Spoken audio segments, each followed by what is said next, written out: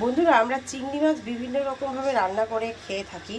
তো এইভাবে চিংড়ি মাছটা রান্না করলে বেশ ভালোই লাগে। তোমরা এই রেসিপিটা দেখে একবার বাড়িতে ট্রাই করতেই পারো। আমি চিংড়ি মাছটা একদম হালকা করে ভেজে নিয়েছি। আর এই দিকে দেখো, পেঁয়াজ কিছুটা কুচিয়ে রেখেছি। আর এই বাটা মশলার মধ্যে রয়েছে আমার কাঁচা জিরে কিছুটা দিয়েছি, আর রসুন কয়েক কোয়া দিয়েছি, ওই 4 থেকে 5 কোয়া রসুন দিয়েছি, কাঁচা লঙ্কা দিয়েছি, টমেটো দিয়েছি। এই মশলাটা বাটা করে পেস্ট করে নিয়েছি। আর এদিকে দেখো, ফোড়নের জন্য আমি গোটা গরম মশলা রেখেছি, তেজপাতা, শুকনো লঙ্কা, জিরে। এটা ফোড়ন দিয়ে মশলাটা, পেঁয়াজটা দিয়ে আমি ভালো করে ভেজে পেঁয়াজটা মশলাটা দিয়ে কষিয়ে চিংড়ি মাছটা দিয়ে পরিমাণ মতন জল দিয়ে একটু গ্রেভি হবে সেইভাবে রান্নাটা করব।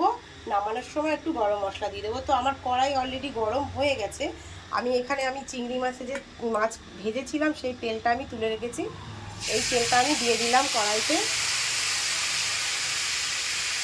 তেলটা দিয়ে দিলাম, আরও একটু তেল লাগবে। এই তেলটা সর্ষের তেলে করলে বেশি ভালো হয়।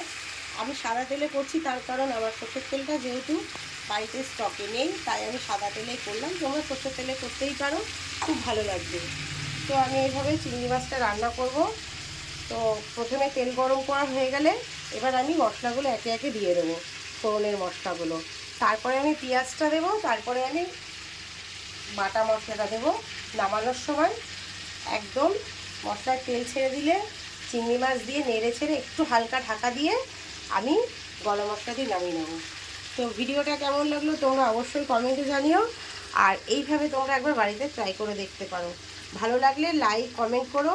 আর যদি আমার ভিডিও থেকে কিছু শিখতে পারো অবশ্যই শেয়ার করে দিও, আর অন্য বন্ধুদের দেখার সুযোগ করে দিও। এখনকার মতো টাটা।